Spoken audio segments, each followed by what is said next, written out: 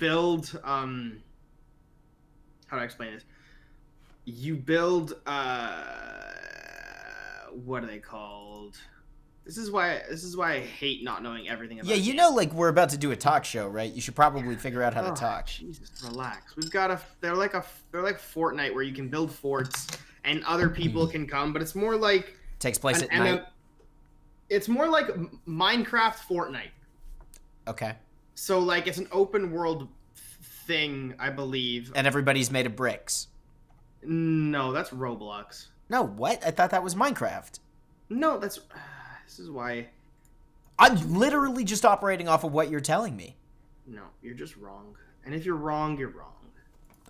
I don't know what we're talking about. You're trying to explain Rust. You said it's like Minecraft. Okay, I'm Googling this right now. What is Rust like? Okay? Rust is a multiplayer-only survival game released in early access in 2013 and a full release in 2018. In Rust, several players are put on a procedurally generated map where they must scavenge and craft weapons and supplies to ensure their survival. Essentially, Jesus, think of Rust like a really violent game of PvP Minecraft. See? That's Google's definition. Okay. So everybody's made of blocks.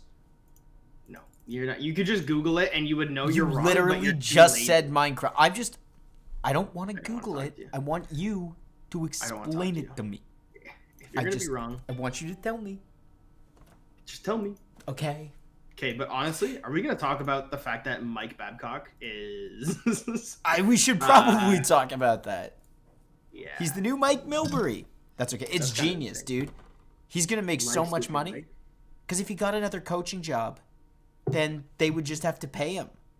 Yeah, and now they don't have to. Now he gets double the paychecks, right? Yes. And I heard he's collecting EI.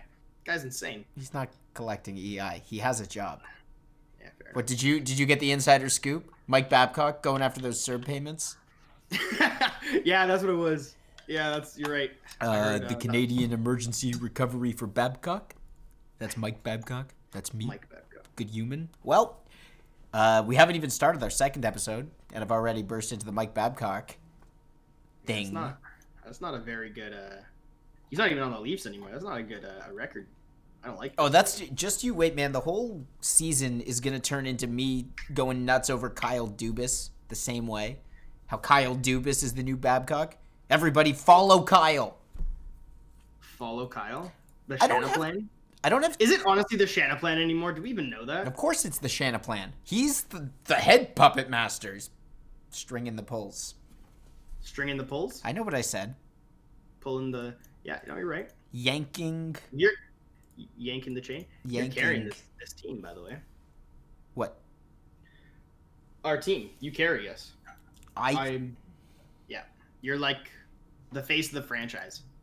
Well, technically, it's both of our faces on the FanCast franchise. Kind of. Yeah.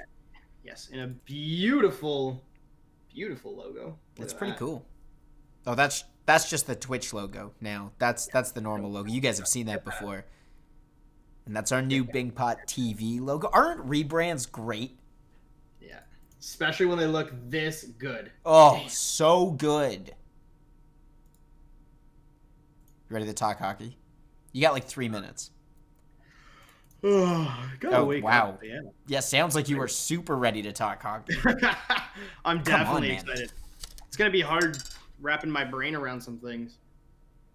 I'm just too excited for Wednesday. I just need to get into hockey mode and read all that You're stuff. You're supposed to be in hockey mode now. This is why we started the show last week.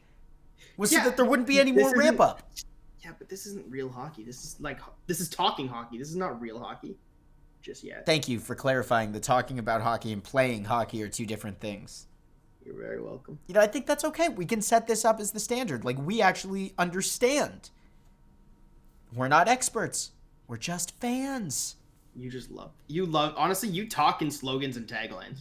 I try to. And proverbs. Yeah. Tyler Seguin is ramping up his training. No, I need him to be out till at least I told March, you, he's going to come back, bro. Okay, but still, it's not even a bad pickup if he does come back. It's fine. It's not as good as David Pastrnak. Wait, no, he's a... disagree. Oh, he's a right winger. Okay, so I can switch him with Vucinovic or Duclair or Suzuki. Okay. Mm-hmm. Yeah, I'm just looking at fantasy hockey right now. I thank you for making that clear. I don't think anybody could have put that together. Your explanations have been on point today, Caveman. On point today. Let's look at your team real quick. Okay. While I'm here, because I got a minute and 30 before I have to. Yeah. Hoffman is with the Blues. That's nice. Good for you. Mm-hmm. Decent team for him to be on. My wingers are great. My centers are questionable. Bobrovsky's going to be rough. No, he's not. Bounce back. You know what? Peugeot was someone I was interested in this year anyways. Trocheck, that's a great pick. I think he's so underrated. Mm-hmm. Byfield, I don't Wild know card. if he'll make the team. Also, I still haven't decided if I'm Wild giving card. back that pick yet for picking up Chikrin. Chikrin.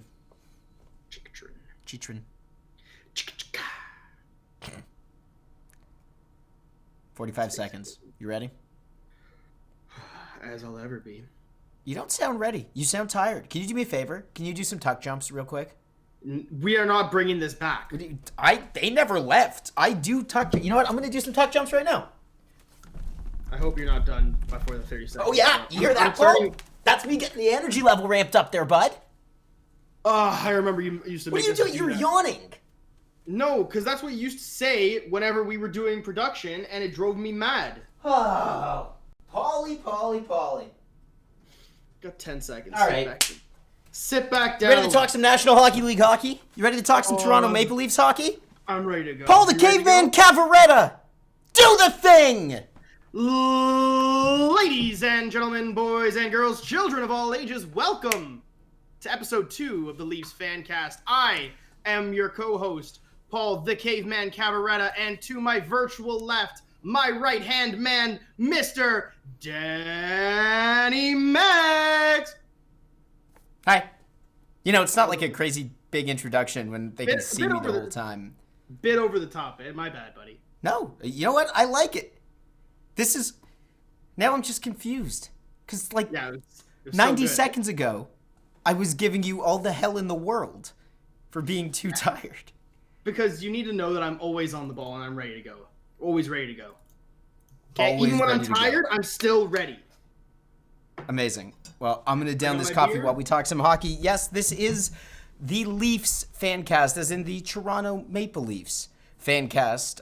Paul and I are going to talk some puck. Let's talk about where we left off. If you didn't know, NHL hockey is back on Wednesday. Thank God. It has been... It's a blessing. It's a blessing. I'm excited. I'm too excited. Everybody's been saying that the bubble feels like years ago. Time has lost all meaning, which has been my mantra throughout most of this pandemic. When did the bubble end? September? Was it really that close? September? Yeah.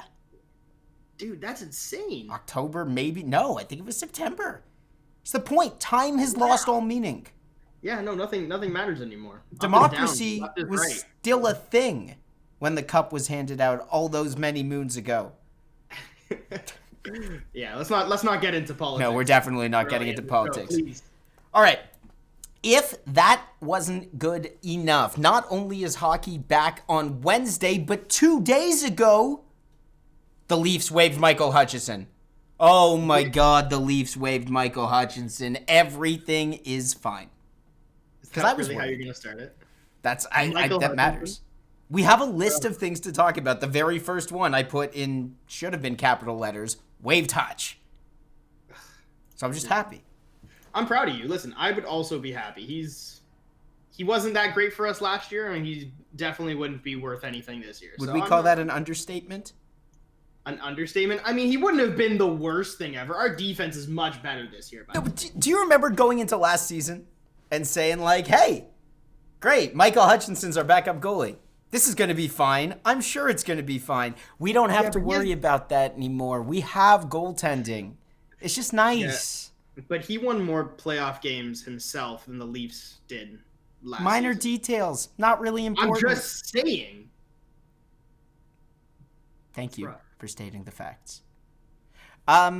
we're going off about Michael Hutchinson because this is the start of the show where we at least want to recap what has happened in the past week, and we don't really have too much for you. Not because nothing's really happened, but because the things that have happened are pretty inconsequential. So, training camp. The training camp is come and gone. Not a whole lot happened. But that's what we wanted, right? Yes. Like, we wanted something quiet. So basically, we've got Joe Thornton's playing okay in that top line, and we'll get into all of these. Alex Kerfoot is injured, but he'll probably be back to start the season. And then today, the real shocker of everything that has happened to the Leafs this week, the roster has been reduced to what is essentially going to be their roster and taxi squad, and Pierre Engvall did not make the cut to either. Sheldon Keefe digging into him after the blue and white scrimmage, another thing that happened on Saturday. So I just want to interject. Technically speaking, there's 26 players that they have listed. I believe it's 26. Yeah, 26 players they listed. Yeah. 23 on the roster, and then 4 to 6 on the taxi squad. Yeah. Well, that's assuming that they carry a full roster at 23, which they probably won't. Okay. Well, if that's the case, then this is where it is. And yeah, Engvall not being on there is kind of surprising. And Joey Anderson, who everybody had all this hype about for whatever reason, isn't on there either. That's not that surprising to me, but, it is what it is. All that hype. I've been slowly talking about Joey Anderson because, he's got some Trevor Moore energy to him, and I thought that might be exciting. Okay, he's not there. Yeah. So, we haven't really learned too much versus where we were at the start of training camp, but we at least know that nothing crazy has been shaken up, and we're pretty steady. So I can feel okay about that. Kessel MVP 21. Thanks, Ryan. Kessel MVP. Yeah, no, 100%. He might be. Light up the desert. Yeah. If they make the playoffs, how does he not win the Hart? That's just a fact. Okay. Ryan knows. And I just wanted to say, the fact that it was a quiet camp, that's good. No big shakeups. It's not like we found out that Joe Thornton was too slow to play with Matthews and Marner, so they had to move Mikheyev up there, or they moved Hyman back up there. So it's good news to hear that the plan is somewhat coming together on this Leafs team. And how much more improved they look all around. Like, when you actually look at the additions and the things we talked about last week, they're scary, especially when we look around the division. More on that in a bit. Okay. Top line, Joe Thornton, Mitch Marner, Austin Matthews. Joe looks fine. He's not too slow. He's able to make those passes. All the hype, Paul, that now Austin Matthews will be able to snipe from anywhere with two of the best passers in the game giving him the puck. Do you believe the hype? Yeah. I don't know. It's hard. We'll get into, I guess, all these players and how like what we expect from this year, but honestly, I don't see Matthews coming under expectations. I feel like he's who he is. We all know who Austin Matthews is at this point, so I think it'll be great. So the narrative around Joe Thornton right now, because everyone's kind of been trying to figure out, and we were scratching heads last week when we had this conversation, saying, what is he doing up there? He's too slow. How is he going to play every game in a condensed schedule? Was he only there because they made promises that they're going to give him a shot to be a big part of the team? Heard some analogies to Zdeno Chara. Chara's not going to go play in Boston if it means he can't contribute. Therefore, Joe Thornton's got to be told he's going to contribute to be in the spot he's on. Is he on a short leash? I wouldn't say it's a short leash per se. We know what we're getting with Joe Thornton. He's 40 years old. He's been a slower player and a more veteran guy, and that's the presence that we need right now. We're not looking for a point per game season from him. We're not looking for an all-star season from Joe Thornton anymore, not at this age.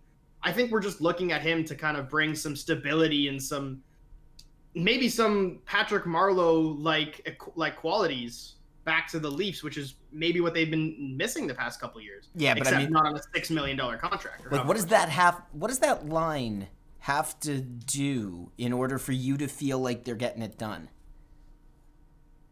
To feel like they're getting, honestly, I need I need Matthews and Marner to have a great regular season and a good playoffs, hopefully together. And I just don't want to hear that Thornton is either A, slowing them down, or maybe just making too many pretty passing plays that don't end up in goals. I need these guys to have Matthews be Austin Matthews and get him the puck. That's what I need to see. Okay. I'm curious. I just want to know. Yeah, go ahead. Like, if Thornton doesn't score early, do we care? No. Like, if we find out 10 games into the season, and I'm sure we'll break this down in time, but if we find out early on, or even through the first 2 weeks, you know, if all he's got are like 3 points, and 2 of them are secondary assists, and 1 of them is something on the power play, but Austin Matthews is still lighting the lamp, do we care? Absolutely not. We know what he is. We never cared when Hyman didn't score. It's not his job to score. That's what Matthews gets paid for, right? And can I ask you, do you think? Here's just a random question. Do you think this is the best defensive line the Leafs have? No. I see why. Okay, so I see why you're asking that question. Because I get it. If the Austin Matthews Selke argument is a real thing, then maybe. Maybe on the penalty kill. Right. I think it could be, but that's not why it's there. So it's exactly what you said. Because they're there to generate offense, you're never going to see them as a defensive line. They're not going to go up against those top pairings in those matchups like against the McDavids. That's why we've got a Hyman, Kerfoot, Mikheyev line. That's fair. Yeah. Not Engvall, unfortunately. Poor guy. Engvall, unfortunately. Joe Thornton's a national treasure. We know, Ryan. So, see, that's what I'm saying. That's the Patrick Marleau effect, except not $6 million. It's true. It's a pretty good deal. When you talk about value on the dollar, this is the play. Tavares, VC, Nylander. Nylander looks like a monster. I'm telling you, I have come to be a believer in William Nylander. And not that I've come to be. I always believed, I actually have his jersey, in William Nylander. And I think over the next 2 seasons, starting this season, he's going to be in that, maybe not Pasternak conversation or McKinnon conversation of value contracts, but he's definitely going to be top of the list. Maybe 4 or 5. You know what I'm saying? Yeah. I mean, it's a weird dynamic there, like, because that whole line can score. Like, this is the thing. Nylander never has to cut his hair. Nylander should never cut his hair. The stash, though, is this going to be a thing for the whole team? Yeah, when Mitch Marner can finally grow a mustache, then everybody else can shave theirs. So in 2034, yeah. Okay, I'm gonna be honest, Paul. Like, I don't have connectors on this side. I'm gonna be 30 years old next year, and I'm gonna be 30 years old this year in 2021, and I can't grow a full connector. I'm proud of you, and that's, you know what, we don't all have to. You know what I mean? It's okay. I'll be the facial hair, you be the baby face, right? I'll be the heel, you be the face. Wrestling terms. We bring that back. We both have facial hair. I just want to make sure you know that. Yeah. So okay. Anyways, Tavares, Nylander, and VC. In training camp, there was news that they got absolutely spanked in their first scrimmage that wasn't shown. They did. There's no proof, so I cannot talk about that. But in the blue and white game, which we'll get to, VC, Nylander, and Tavares, to me, right now, possibly the best line the Leafs have. Most likely the best line the Leafs have. I really like the way they fit together.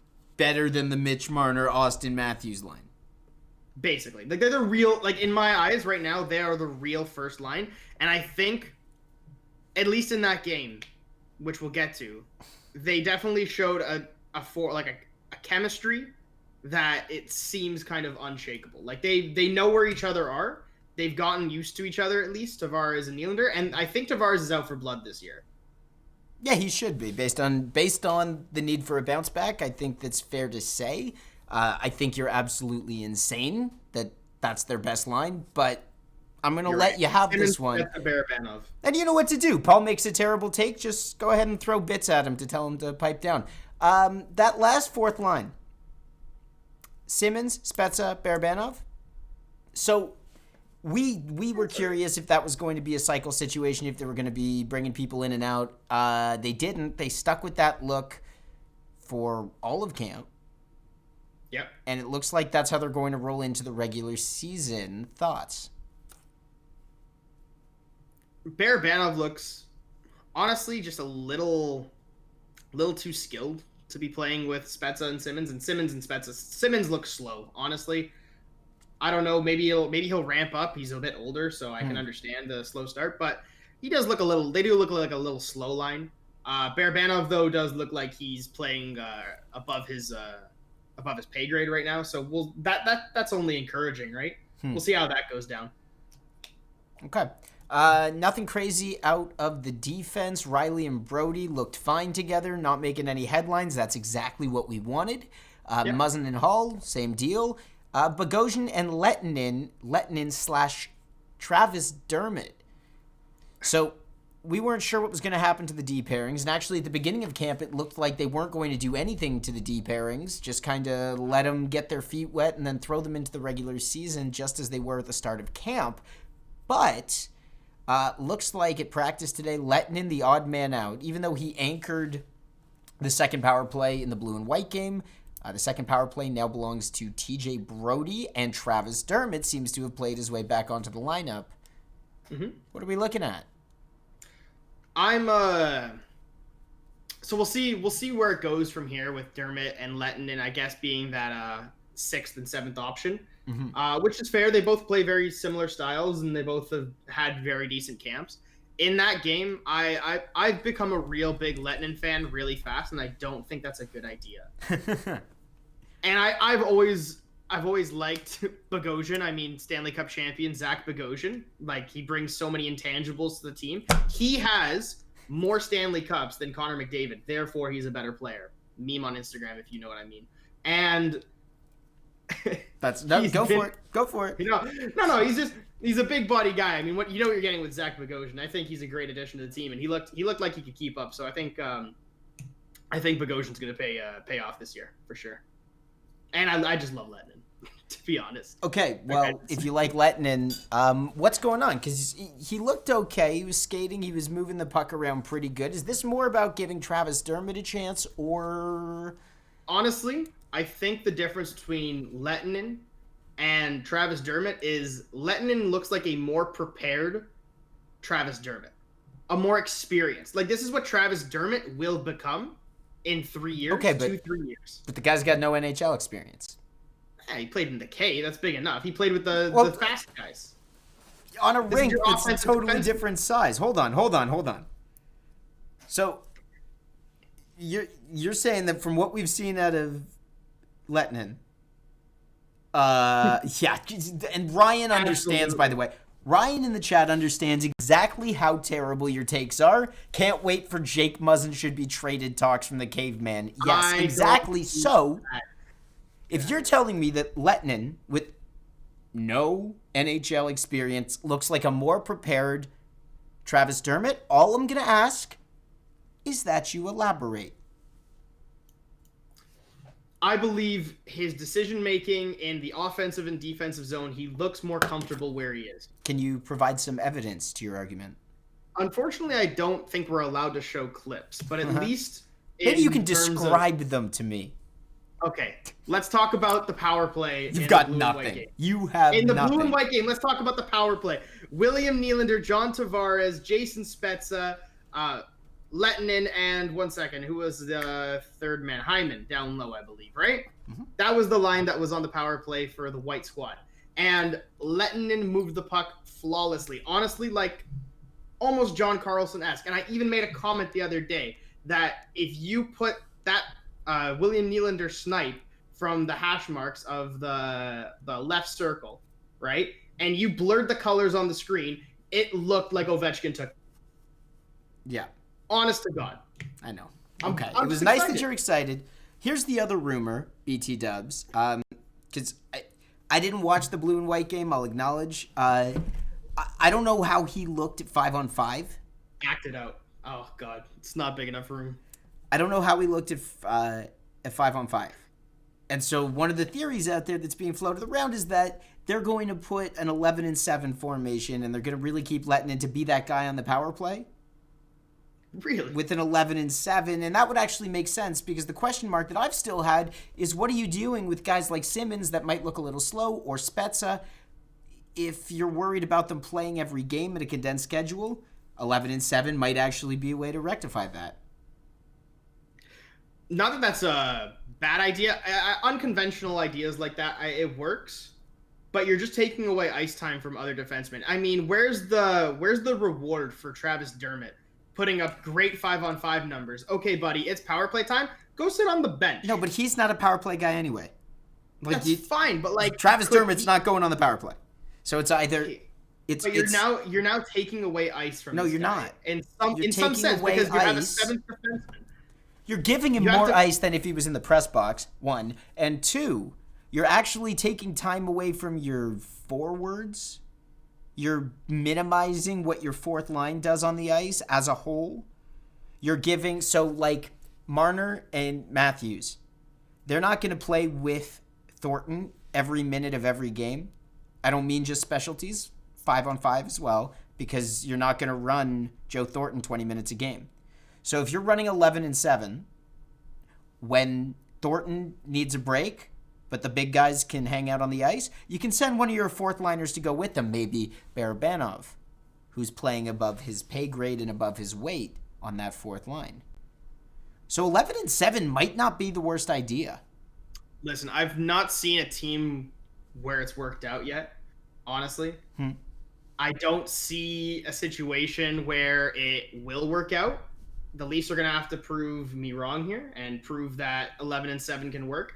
I've heard things where there have been 2 forwards, 3 defensemen. Okay, I don't know how the hell that would work. No. Again, I understand, but rumors are rumors. You'll hear what you want to hear, and we'll all talk about it, right? 11-7 is a thing that teams do, not every game. I understand. However, until I see it in practice and I can see it with my own eyes, I don't see the value of carrying a 7th defenseman if he's just going to mess up rotations and get guys confused in the defensive end. I mean, imagine you have let's say you have these 7 defensemen, right? Where are they playing when Riley goes with Brody on the first shift? Yeah. Standard. Okay. Muzzin and Hall go out there. Okay. Mm-hmm. Dermott and Bogosian go out there. Okay. Now it's Lettinen's turn. Who are you putting him out there with? You don't. You Riley? wait until you wait. You're gonna bench a kid. He's gonna get on the power play with no legs. You have to play him. What do you mean no legs? He's got fresh legs. He's been sitting on the bench. Do you remember? And also, what if Dermott's having an off night? What if Dermott doesn't look so good that game? Then Dermott's on the bench. This is the whole point on why they're moving Matthews to the penalty kill. For at least they're experimenting with it. Because if the Leafs get trapped in penalty trouble for 4 minutes of a game, you're going to have Austin Matthews sitting on the bench, and he's going to come out not with fresh legs because he's going to be sitting there for so long, and then he's going to look sloppy. You don't want that. You want guys to be constantly getting their legs going, constantly getting in the groove of things. If someone's on a roll and you stop them, what? You just, hey, sit here for 10 minutes. I know you just controlled the puck. No, if they're on a roll, you leave them, and whoever's cold, yes, that I'm guy talking gets about the benched. penalty kill. I'm talking about the penalty kill. In this case, it's the power play. If this guy is on a roll on the power play, okay, now sit on the bench for a little bit. Wait 10 minutes for us to get another one. And then you're going to expect him to go out there and do the exact same thing? Yes. This is the National Hockey League. Show up and be ready. Good question from Ryan. If one of the forwards gets hurt, does that change your view on 11-7? And Ryan, I'd actually like you to clarify. Do you mean in-game, or if, let's say, Kerfoot goes down tomorrow, do we just roll 11-7? I think if you do, we'll take a look at it both ways, honestly. What's going on, Sutton? And he's a great guy, honestly. Hey, and Pete's here too. Oh, the whole gang's showing up. Actually, can I take a quick moment? Me and Sutton were working at Tiny Tom Donuts one year, and I was talking to him about how Tyler Sagan came to the booth and was telling me to flip donuts, make him go higher and higher and higher, whatever. And I looked at him and I was telling him the story, and he turns around, looks at me 5 minutes later and says, "Dude, Tyler Sagan's in line." And he was standing right there, and I swear to God, the funniest situation because then he asked him, is Matthews and Marner worth $10 million? And he said yes. So, damn. Okay. We could. So Ryan clarified, by the way. Someone goes down out of the game, yeah. Yeah, so if we lose Kerfoot, Barabanov, Hyman, whatever, would you start rolling 11-7, or would you just go next man up from the forward group?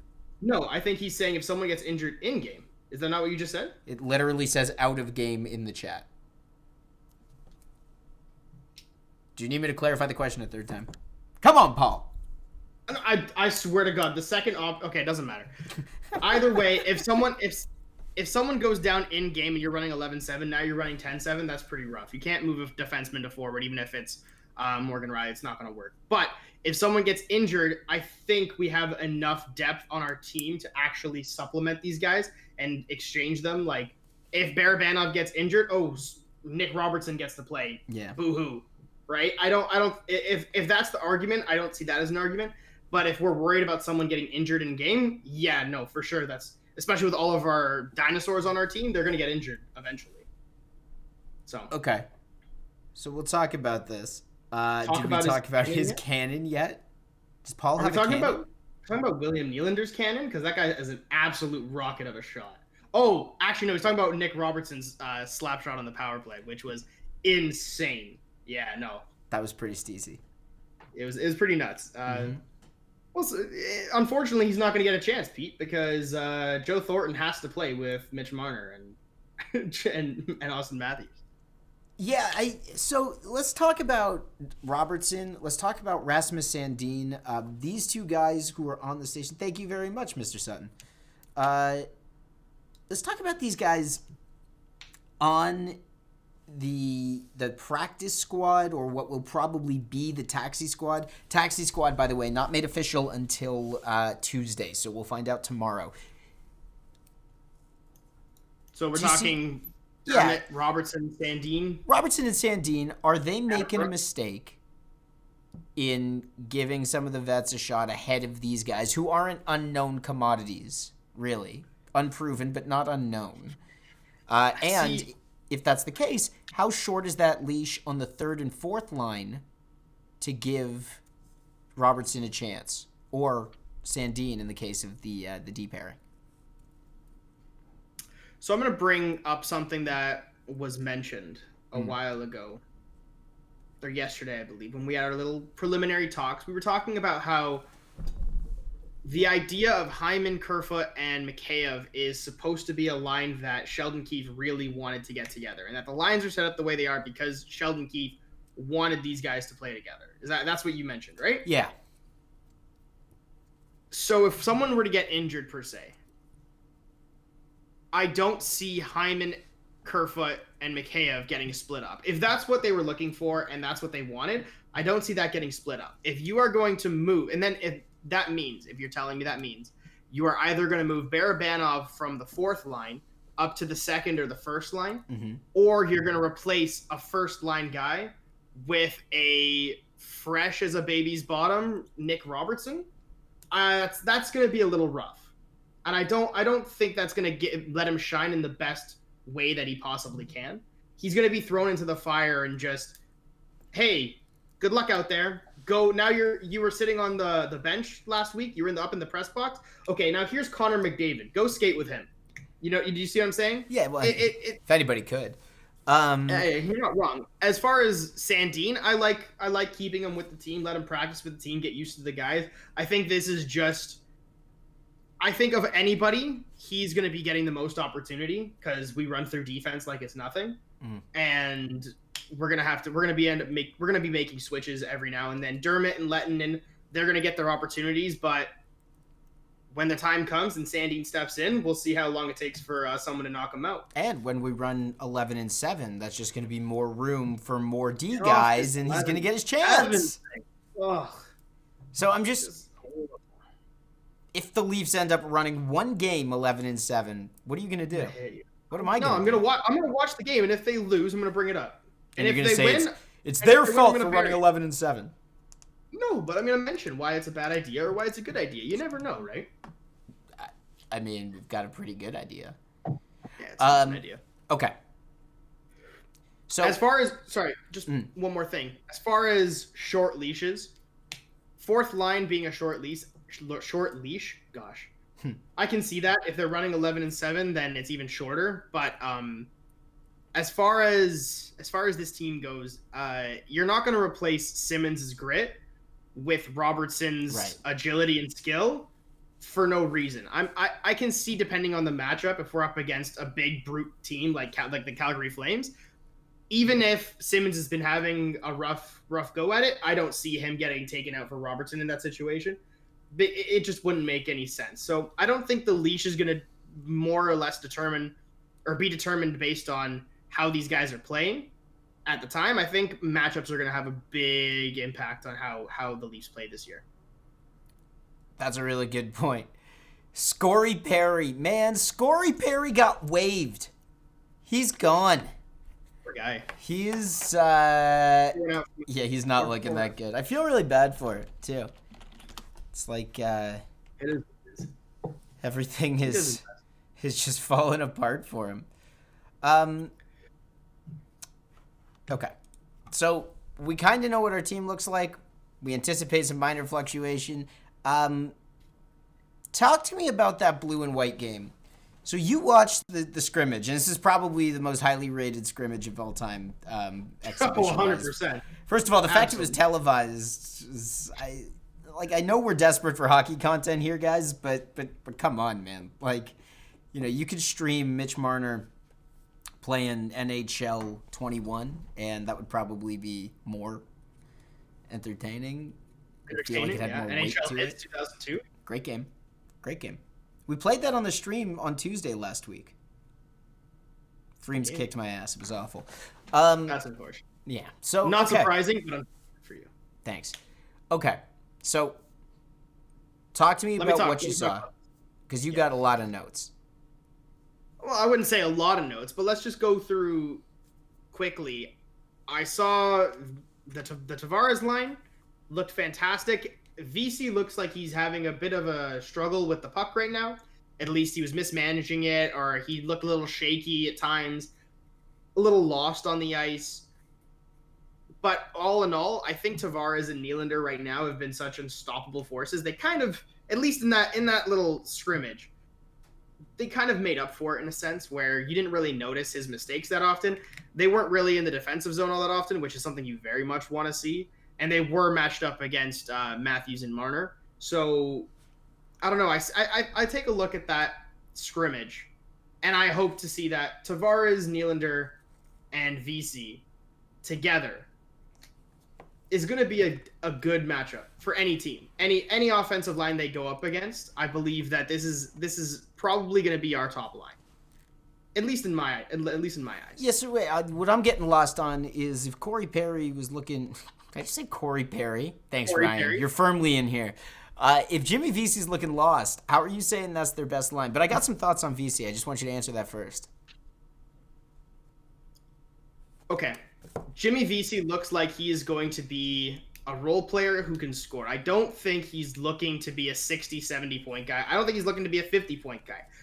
But he does look to be the guy more offensive than Zach Hyman, but he can still get into those zones and those areas. And the skill that Nylander and Tavares have together, it's definitely enough to bring out, or at least bring up his production. Where you can see a play where Tavares makes a pretty bad pass by VC, honestly. And he takes it and scores the first goal of the game because all you need to do is get the puck in the offensive zone and then let the guys do their work. Jimmy VC wasn't a liability in the defensive end. That's what we want to see. And as far as offensively, he was doing enough to get Tavares the puck, which is what we need him to do. Jimmy VC. Let's take a look. On the stat block from the good old Hockey DB page, here's what I can tell you about Jimmy VC. In his only 81-game season with the Rangers, he scored 17. Yep. He's kind of hovers around 17, 16 goals in his first season in the league, then 17. Last season, in 64 games with the Buffalo Sabres, who you will remember as being awful.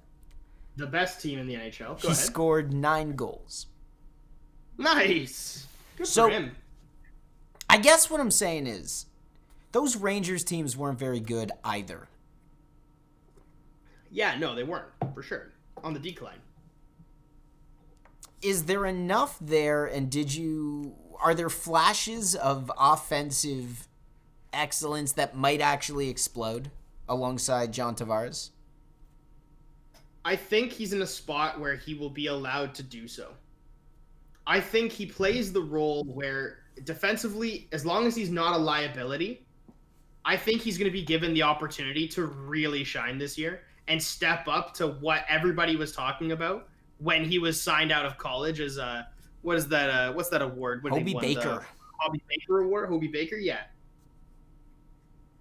I see what I want to see in him, and what I'm hoping to see from him is I want to see him not stunt the offense, right? As long as he's willing to pass the puck and not be a shoot first guy when you're playing with Nylander and Tavares, this isn't the line where Jimmy Vesey gets the puck, take the shot. You know what I mean? You've got two better scorers on your line, so he might have to switch up his play a little bit. He scored 19 goals in 9, so we'll see what he can do. I think as long as he's not, stopping them and taking opportunities away from them, he should get that opportunity. He'll be fine. Cool. I can dig it. I'm excited. I really am, because I think he's got that upside, and I like this. He feels like a diamond in the rough. Like, you remember Tyler Ennis' year with the Leafs? Yeah. Which was weird because he put up better numbers than anybody expected him to. He wasn't going to stick around. It was a cheap deal. It was the prove it deal. And now we have the same thing pretty well with VC, and he's going to pop. Yeah, we'll see how it goes this year. Sweet. As far as Marner and Matthews, however. Yes. Great line. Loved it with Jumbo Joe on the team. Just looking like they're having a blast out there in the scrimmage. My only concern is it looks like they're getting an extra pass, one too many passes going in these games, in these offensive zones, where Marner got it from Matthews, who gave it back to Matthews, who gave it to Joe, who had an open shot, who gave it to Marner, who had an open shot, who gave it back to Joe, and Joe's not going to take that shot, so he gave it back to Matthews, and just like, guys, just take the shot, which on the power play, you know what, spread them out, make them tired, whatever, but someone on that line is going to take a shot.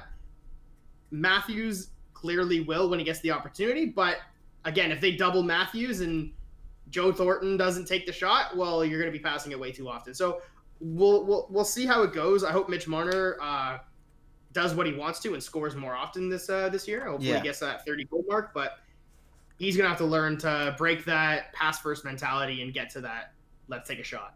Okay. We can't look at a blue and white scrimmage and actually try and draw anything out of that.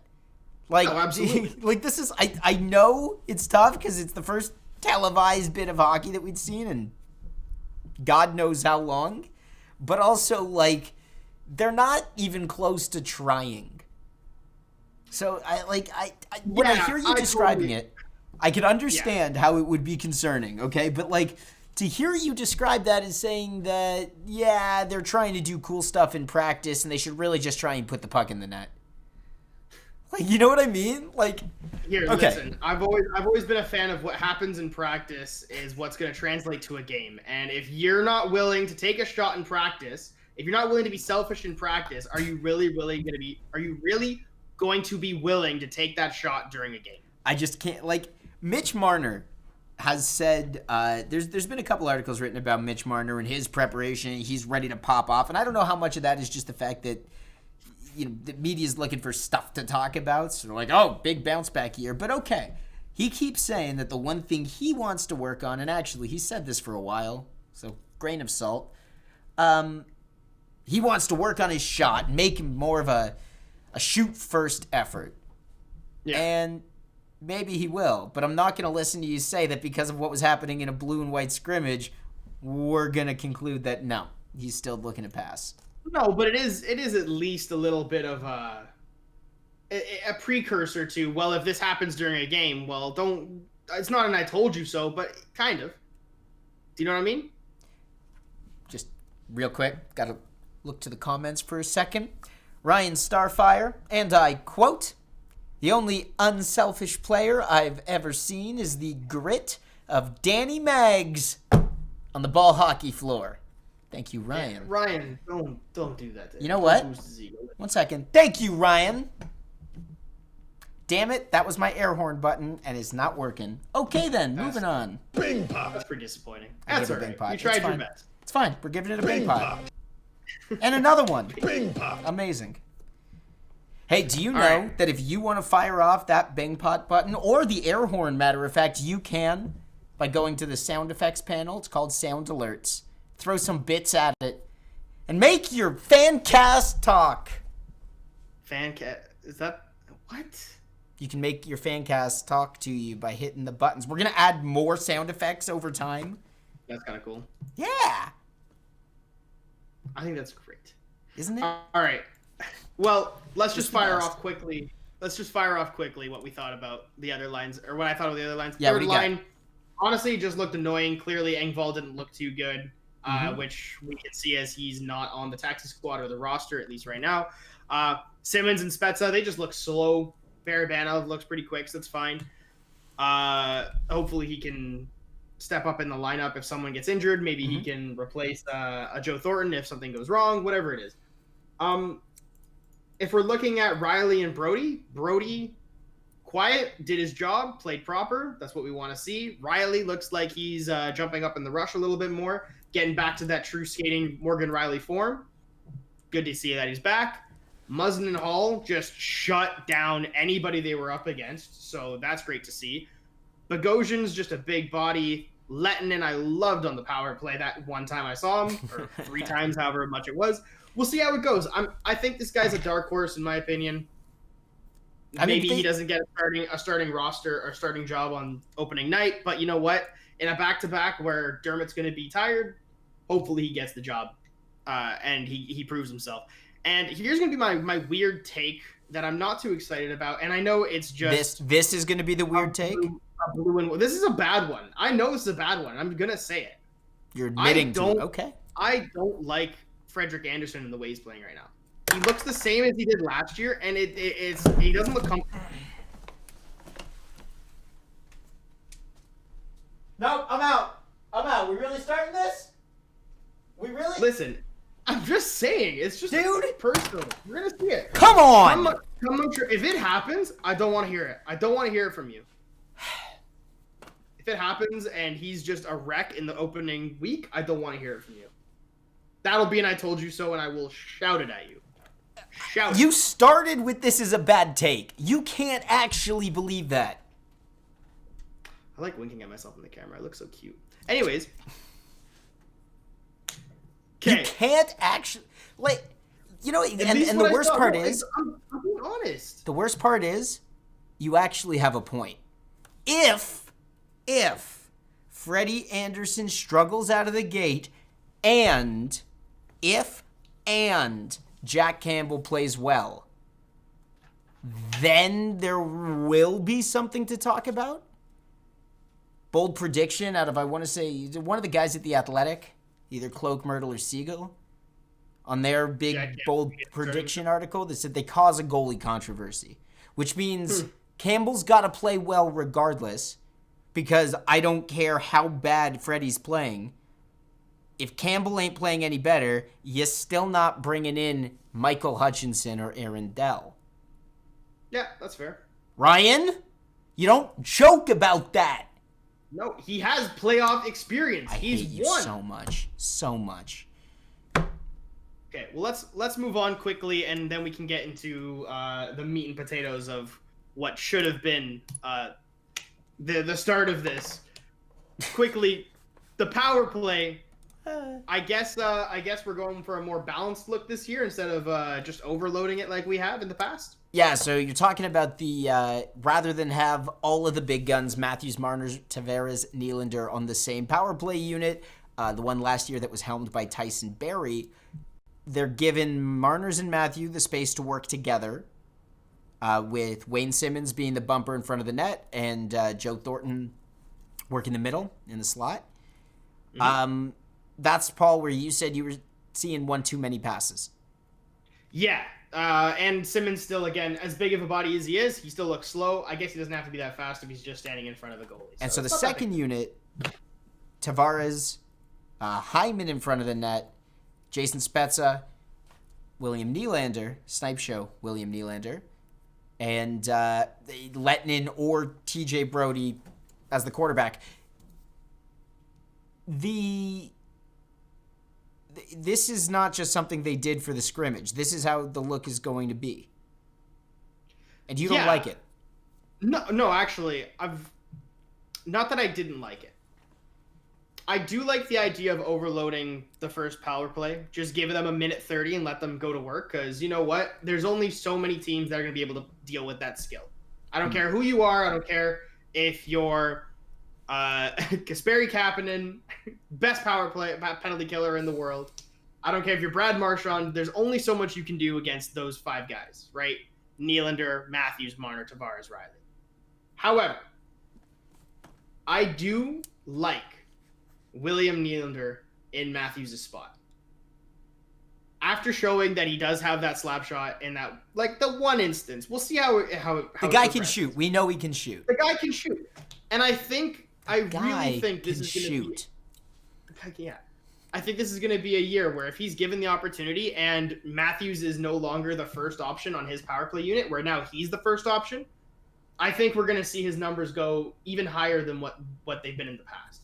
Okay, so just hot take. Nylander getting good opportunities on the power play will result in an increase in his numbers. That's the take? You know what, Danny? Honestly, a hot take, Nylander and Tavares' power play will get more time than Matthews and Marner's top power play. Yeah, okay. Mark that down. Okay. Mark that down. Mark it down. Especially because Marner and Matthews will be playing penalty kills, so we'll see them be tired more often. This is orange. What is going on with my lights today? Yeah, your hand has been pretty see-through today, but it's all right. Yeah, these ones are actually green. The point is, I'm going to write it down when you can... all right. So I'm a big fan, by the way, of balancing out the power play. Like, to me, that just makes a ton of sense. I understand that conventionally you're not looking to actually split your power play time between 2 units. To me, this is a great idea, and the reason is because we saw all the opponents plan for and prep against an overloaded power play last year. So basically all that tells me is teams will be ready for it. Don't give them a chance to get ready. Yeah, I guess. And then if worse comes to worse, if you need to, you can bring it out in the 11th hour, as they say. And hopefully surprise some guys. When exactly they won't be ready for it. But to me, it just makes way more sense to go with a pick your poison situation than, this is it. You know it's coming. Get ready and stop it. No. Wear them out by splitting them up. Yeah, that's fair. With that being said, it's Eric Fair. It's Eric Fair. Oh, we need to bury that. Nobody's talked about Eric Fair in 4 years. It's not relevant. Not my fault. You guys mentioned it in a group chat the other day. It was funny. Moving on from this blue and white scrimmage, which meant absolutely nothing, and we just burnt an hour talking about. Let's get on to Wait. Even though you're right, and it means absolutely nothing, and we spent an hour talking about it, doesn't it feel good to spend an hour talking about it? Like talking about hockey. Yeah, it's nice. But it's hockey that's real. Like, these issues, whether or not we can discern clear conclusions from a scrimmage, these issues matter. It's pen to paper, puck to ice, stick to back of Brad Marchand's shoulders. I don't know. Pen to paper, skate to ice, stick to puck, wheel, snipe, silly. That's bad. That was bad. That was great. That was way better than whatever you were trying to do.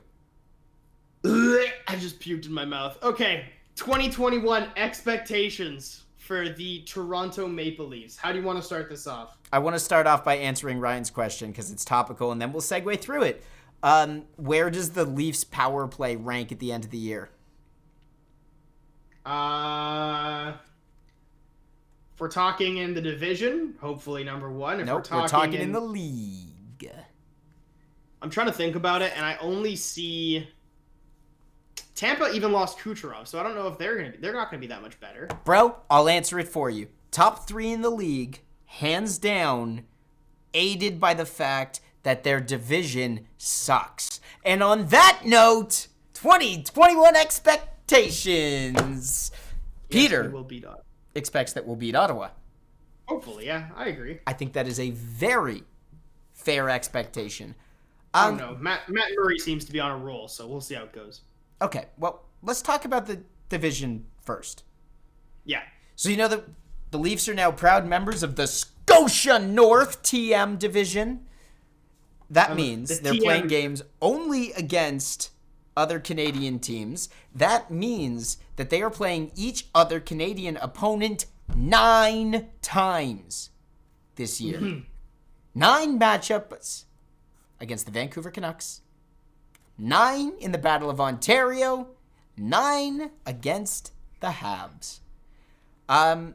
4 teams are going to make the playoffs out of this division. So on the one hand, we're guaranteed to see 4 Canadian teams in the playoffs. On the other hand, we only get to see 4 Canadian teams, and they're relatively evenly matched. Yeah, and out of 7, the Leafs literally only have to be like 4th out of 7. Okay, you know, and that's pretty good. So there's only 7 teams, guys. I gotta get going here. Like, there's a lot that's been bothering me over the last week listening to all the experts talk. Sure. The expectation for the Leafs, and this is actually the expectations that they've set for themselves, first round playoff home ice advantage, which means finish 1 or 2 in the division. Yes. Everybody is saying that the Leafs are going to run away with the division. I never like that. Never. Because it's you're setting yourself up for failure. I thought you'd been the optimist. Cautious optimist. So optimism for me says, yep, they are 100% better than average in this division. It doesn't mean they are 100% for sure going to win the Scotia North TM division. So when we talk about expectations, I wanted to try and give you the idea that remembering in a shortened season, there's going to be a lot of randomness and crap going wrong and stuff coming up that we don't know is going to be an issue. I just don't want the first place or bust mentality out of the Leafs and out of the fan base right now. And I want to do what I can. You don't think the Leafs are going to win the Stanley Cup this year? And what? You call yourself a Leafs fan? You bleed blue? Really? That's your take, Danny? Ugh. Okay. I bleed blue. And it hurts to bleed blue a lot. So after a while, you start learning that you got to protect yourself. Keep those expectations in check. You need a safe zone? I don't need a safe zone. If I say Brad Marchand or David Krejci, does that trigger you? Trying to throw stuff at you. Didn't go through the screen. Triggers me. No. Like, we don't know what's going to happen in this division. The biggest threat to the crown could be, Ryan, I mean, on paper, you've got to say it's Edmonton. Really? I think so. Well, we're going to get to predictions about who's going to win this division. Well, this is our question. Our question is, are the Leafs really the best team, and who scares us? So let's break down exactly what we've got to deal with in the other division, or the other teams in the division. Okay, Ryan says not Vancouver, so let's go. You want to go West Coast to East Coast, Paul? Yeah, start on the West. So let's start talking about the Vancouver Canucks and why I don't actually think the Vancouver Canucks are going to be the biggest threat. First of all, Vancouver's good, and I have a really weird confession to make. Anybody who knows me, anybody who has ever listened to any other iteration of the FanCast, you know how much I hate the Vancouver Canucks. Like, with a fiery passion, hate, because their fan base is terrible. And in 2011, their team was impossible to cheer for if you didn't live in Vancouver. They were not likable. During the playoff bubble, I kind of found myself cheering for Vancouver. Say that with your head held up and your chest out. I might have found myself cheering. I'm gonna take it. I don't know, man. Okay. Vancouver Canucks. Look, I mean, I wasn't actively cheering, all right? And I had a buddy, and I got friends from Vancouver, but I was just, as I'm watching the games, even against the Knights, I'm thinking to myself, like, oh, I can feel this, that I kind of want Vancouver to win. And it was like, they were likable. Underdog mentality. They didn't deserve to be there, really. But they were scrappy, they persevered, and they were fun to watch. Besser, Pettersson. However, if we actually take a look at this team on paper, I think this is the team that is most primed to disappoint in the division, maybe aside from the Leafs. I don't think they're going to get as far as they did last year. I think it was a little fluky that they did make it that far. The first two lines on the Vancouver Canucks should scare the crap out of you. Elias Pettersson in between JT Miller and Brock Besser. Bo Horvat centering Tanner Pearson. And the new kid, Nils Hoglander.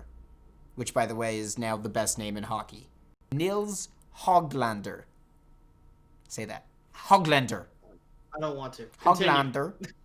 Nils Hoglander. Okay, stop. Just go. I'm enjoying You got myself. Tyler Mott. No, so the first two lines are awesome, and they scare you, but then they start to get thin. Like Brandon Sutter in between Virtanen and Mott. Does that really strike any level of fear into your heart? Or Adam Gaudette in between Roussel and McEwen? Like, even as a fourth line? Like, if you look at that fourth line, Adam Gaudette with Roussel and McEwen, and you're like, okay, that's one fourth line. Or, and just hear me out, your fourth line could be Jason Spezza, Wayne Simmons, and Alexander Barabanov. Like, exactly. So they're thin. And that's, if there's injuries, then what?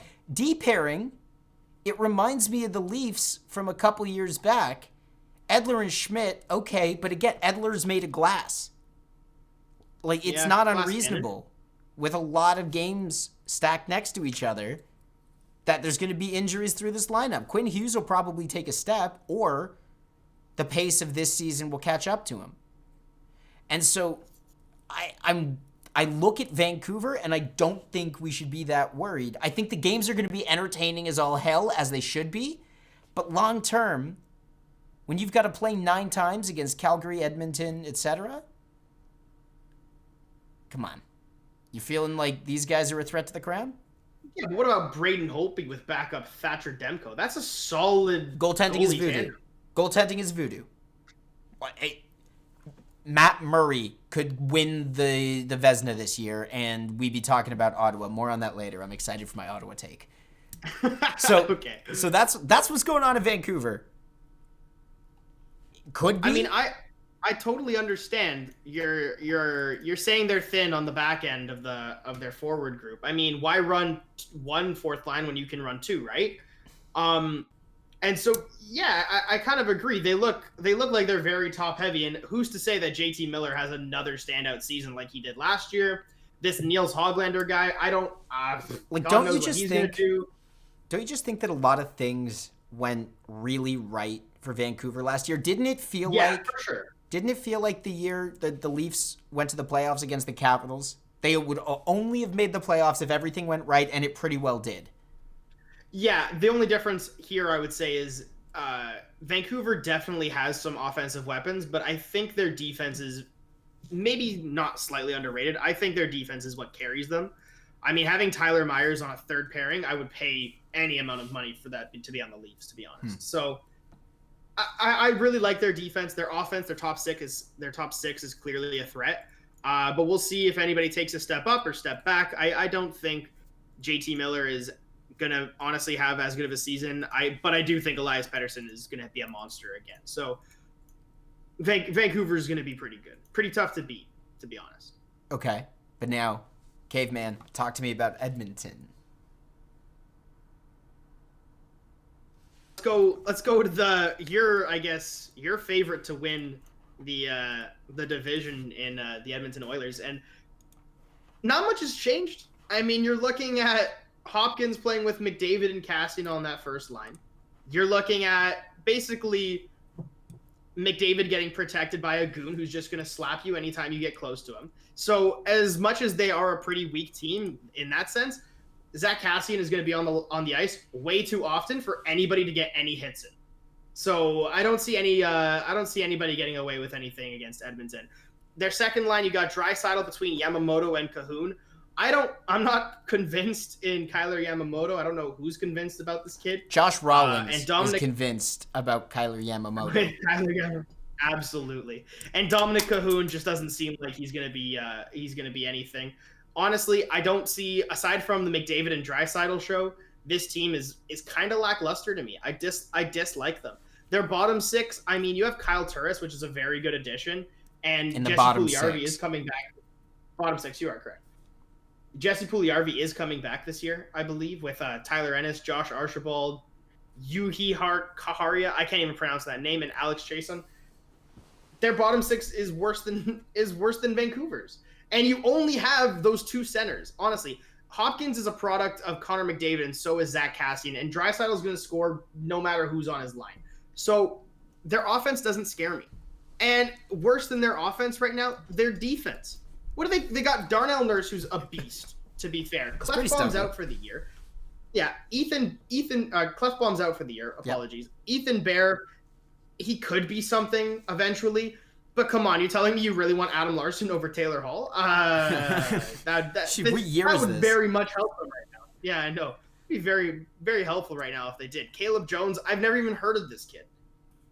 Chris Russell, he was good. He's taken a step back in recent years. And the X factor, I guess, is how good will Tyson Barrie be? Former playing with Edmonton. Tyson Barrie. Former Toronto. I don't know. I was like trying to be smarmy, and then I'm like, no. The prime of his career. Yeah, gross. And honestly, if Barrie steps up and plays like Barrie does, or Barrie did in Colorado, yeah, you know what? This team doesn't look that bad. I'm not so sure. I'm not as convinced that McDavid and Draisaitl are going to be able to carry this team, because in a weak defensive division, this team is probably the weakest. And that's saying something, because the Leafs have been the worst on for defense, so long. On defense. This team looks like the bottom feeders of the NHL. Not even the division, the NHL. They just look like they don't know how to play in their own zone, and I think the Leafs are going to absolutely embarrass them. Well, right? Yeah. Mikko Koskinen and Mike Smith, they don't have one starting goalie. They have two backups. Yeah, exactly. So, again, and they're getting old. I can see how this easily becomes the Connor McDavid and Leon Draisaitl show, where they score 100 points in a 50-game season somehow. But unless that happens, I'm not too convinced that Edmonton's going to be a great team. They've got a lot of what's it called? A lot of sizzle, no sustenance. A lot of sizzle, no steak. There you go, steak. All right. Battle of Alberta. Talk to me about Calgary. Okay. Calgary is my favorite in this division. Okay. Aside from the Leafs, Calgary is the team that I'm very, very high on, right? Because they're basically Vancouver from last year. Go on. Right? I mean, let's start with their forwards, right? You've got Matthew Tkachuk, Elias Lindholm, and Dylan Dubé. Dylan Dubé has been getting rave reviews from everybody. He was captain of Team Canada back in the World Juniors when he played for them, I believe. This guy's got great work ethic. He's good in the corners. He's basically Zach Hyman, but Calgary's Zach Hyman. Okay. And you have him playing with Elias Lindholm, who's a pretty decent center in his own right. He's not, let's say, the greatest player. Like, he's not like the best center in the league, but clearly he's doing right? And probably one of the most underrated players and will be jumping up to that level of superstardom maybe this season, Matthew Tkachuk. An absolute... Say underrated? I don't see people talking about him enough. I understand his offensive game isn't that great, but as far as like physically, he led the Flames in scoring last year and the year before, I think.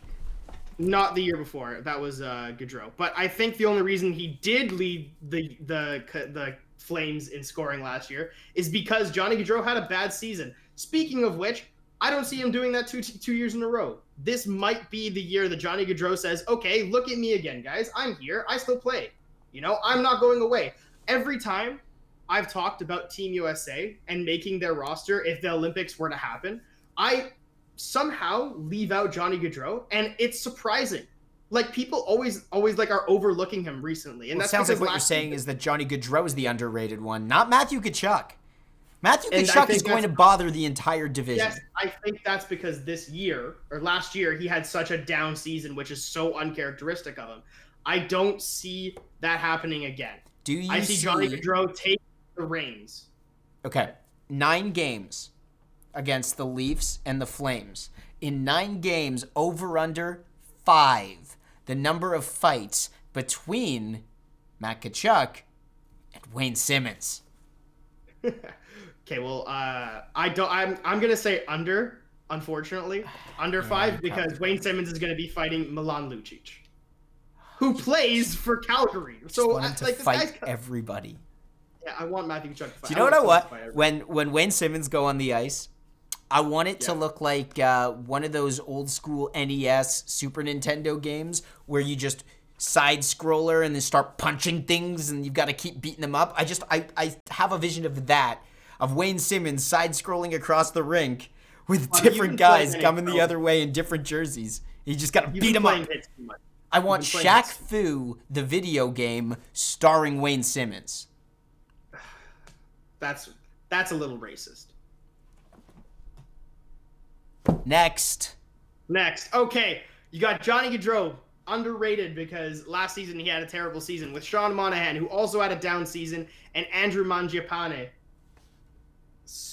That is his skating ability. Oof. Yeah, Don Collins re-upping on the subscription. Thank you, sir. Hello, Don. How are you? You get a Bing pot. So, Gaudreau Monahan on a second line is kind of scary. I see him having a much better season this year than he did last year. Monahan as well, and Mangiapane is just going to be a product of whatever Gaudreau puts up. Lucic, Backlund, and Levo, Josh Levo, the Toronto boy, or the former Toronto Maple Leaf, Josh Levo, former Vancouver Canuck, Josh Levo. They were actually talking about playing Levo on that first line with Tkachuk and Lindholm, or with Gaudreau and Monahan if the other guys slack off. So he might be getting a pretty good opportunity. Wouldn't that be fun to watch another Leaf get a great opportunity? Josh Levo can play in the top 6. I'm not saying he is what you would call a top 6 winger by definition. He can play in the top 6 and he can hang well enough that somebody else can carry that line. He's a good complementary piece. Yeah, and you're looking at Lucic, Backlund, Levo. That's a tough line to play against. Levo and Backlund are clearly fast. Lucic is just a hard hitter. And then Derek Ryan, Joakim Nordstrom, and Sam Bennett on your fourth line.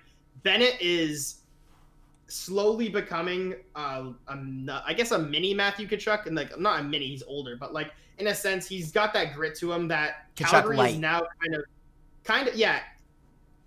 Calgary has become this very gritty team, almost like the Columbus Blue Jackets, except they have more scoring potential, and I like that about them. They are going to be a tough team to play against. Of everybody in the division, I think this is going to be the most difficult matchup for the Toronto Maple Leafs. And you know what? I would agree with that wholeheartedly. Because they're physical, and that's the Leafs do not do well against that. But that's why I'm saying having a Wayne Simmons and a healthy Mikheyev and a Baraban, I'm saying it could do something. This would be the game that I would see Simmons and Bogosian getting 40 minutes of ice time just fighting. Right. No, I got you. And on the D pairing, Mark Giordano still hasn't taken a step back. Will he ever regress? Find out next year. Rasmus Andersson is a nice young and up-and-comer. He's become stepping into that top 2 role this year. in Brody's absence. That'll be a nice little treat for them. Noah Hannafin, former top 5 pick, great player. Chris Tanev, super underrated, former Vancouver Canuck. Valimaki and Nestorov, they're just solid all around. Solid, and if healthy. Here is my take. My take. What was that? What were we just listening to? Oh, well, no, this is an actual take now. I want to talk about this. I see. Okay. Jacob Markstrom and David Rittich are, in my opinion, going to be the best goalie tandem in this division. That's my top goalie tandem in this division. I need a sound effect for next week. That's just someone saying, "Boo! Worst." What are you doing? Markstrom has become a superstar in his own right. And Markstrom's become a superstar in his own right. He is known for his consistency with Vancouver. Now, Vancouver did have a good defense, to be fair. However, was he the one who was doing magic in the playoffs? No, wait, that was Thatcher Demko. Right, because he got hot. Anytime someone gets hot, they're gonna have a good. They're gonna be played over somebody else. Okay. And it is what it is. David Rittich is streaky, and that's his biggest problem. But you think he's gonna streak well? I think Jacob Markstrom makes up for it. I think if Markstrom's having a down year and David Rittich or a down little section and David Rittich gets hot, they can put him in. And then once Rittich gets cold, you just switch him out, and Markstrom's gonna come back as good as ever. Right? Because that's what he is. He's consistent. So these two guys, I can honestly see. When I see Jacob Markstrom and David Rittich, I see, again, and this is why I really like Calgary, they look like Korpisalo and Merzlikins of Columbus. They just look like two solid goalies. All right, so here's what I'm taking from this. It'll be tough to beat. Paul, you are now a Calgary Flames fan, if I'm not mistaken. Honestly, more so than the Blue Jackets? More so than even the Maple Leafs? Okay. Absolutely not. Okay, I see you. Well, no, they're an up-and-coming team. Not up-and-coming, but they're definitely on their way to being a top contender, and they're making the right moves. We'll see if Gaudreau can step up into the position that he needs to be in this year, and maybe he'll come out on top. Your internet crapped out, by the way, because your internet knows how awful that take was, and we're not carrying this. No, we're not going to let this hit the internet. No, that's fine. Let's just move. Okay. Let's move on. I know we said we'd go. You know what? Why not? Lay it on me with Winnipeg, and you can tell me if Winnipeg's even going to be a contender this year. I don't know. Winnipeg has me questioning everything. I don't even know what this team is anymore. I mean, it's wild. Huh? You have one of the best goalies in the league in Connor Hellebuyck. They used to be super good defensively. Laurent Brossoit is not a good backup, but it is what it is. Hellebuck's going to play 60 out of the 56 games they play, so it'll be fine. Well, can I give you my hot take? Sure, go ahead. I want to hear this. Because this isn't even a hot take. This is a fact. Connor Hellebuyck is going to regress this year. I can see that. Because he had a career year last year, and you don't have 2 career years in a row as a goaltender. Unless you're Dominic Hasek. So, Hellebuck's going to regress. They don't have a defense in front of him. They have so much confidence in Hellebuyck that when he regresses, it's not going to do good things to that locker room. And this is going to be a bad year for the Winnipeg Jets. And Kevin Cheveldayoff will have a problem. I can't fully agree with you, but I can't disagree either. Right? I see them having problems, and I see them struggling, right? Mm-hmm. But look at this offense. Ehlers, Scheifele, and Wheeler. Connor, Stasny, Laine. That top 6 is the best top 6 in the division. It's not. I don't. You can be a Leafs fan all you want. It's not the best. That top 6 is the best top 6 in the division. Okay. Good talk. I don't believe you. You're gonna tell me that Joe Thornton is better? Joe Thornton and Jimmy Vesey can compete with any of these guys? You're gonna honestly tell me that? I think Austin Matthews is that good that he tips the scales. I would rather have the Leafs top 6 than the Jets top 6. You're just being ignorant. No. Mark I'd rather have the Scheifele Leafs top 6 than the Jets top 6. That much worse than Austin Matthews. Paul Stastny is that much worse than John Tavares, but Mark Scheifele is not that worse. Not that worse. Paul. Then the caveman, Cavaretta, everybody. I don't want to talk to you anymore. How does your highlighter taste? Looks delicious. Lovely. Andrew Kopp, Adam Lowry, Appleton. You got Vesalainen, Nate Thompson, Trevor Lewis. It's your standard checking line. They don't actually have that much grit to them in my eyes. They look like a very soft team. So maybe this is where our grit's going to come in handy if we ever have to play them and play tough. Their defense is just in shambles. Josh Morrissey is their best defenseman. Like, Neil Pionk and Nathan Beaulieu aren't too bad either, but who's Tucker Poolman and Derek Forbort and Dylan? Dylan DeMello's a name, but it's not enough. This team could be the team that lives and dies on Connor Hellebuck. It will live and die in Connor Hellebuck, and if you're riding high on Hellebuck, don't, because we just said goalies regress. Okay. Yeah. You ready for the hottest take? Should I start with Montreal or should I start with Ottawa? I want to hear Ottawa because we're going left to right still. Okay. We're talking about, in this division, who scares us? What other teams are striking fear into our hearts? How is this all going to shake out? I hadn't heard anybody in the mainstream Toronto sports media talking about Ottawa the way that I talk about Ottawa? Until today, on Sportsnet 590 The Fan, Jeff Blair finally gives his take. Well, I don't think Ottawa's going to be such a pushover as everybody thinks they are. Okay, that's not a strong opinion, but I think it is the correct opinion. Everybody all week long has been writing off the Senators like they're an afterthought in this division. I get it. There's a lot of talent everywhere else. But Matt Murray in goal is a wild card. And Matt Murray can, not saying will, can steal games. And if he gets hot, you're also talking about a top 6 that doesn't necessarily have anybody flashy, but Dadonov ain't bad. Brady Tkachuk has the potential to be better than his brother. We don't know what we have in Stutzel, but he's good, if not raw. Connor Brown is in their top 6, who we know can play top 6 minutes on a playoff team. He's done it. And Alex Galchenyuk on the third line, if you get a big year from him, just take a look. Austin Watson, Cedric Paquette. These aren't big, flashy names, but they are guys who can play hockey. Yep. And they can play well at the NHL level. So my take with this is that the Ottawa Senators are going to play really hard every night, are going to be a bitch to play against, and are going to make life difficult for opponents. The hot take here for the Ottawa Senators is that if things go right, they will be in the mix at the start of April. That's the take for Ottawa. The only real questions are on their defense.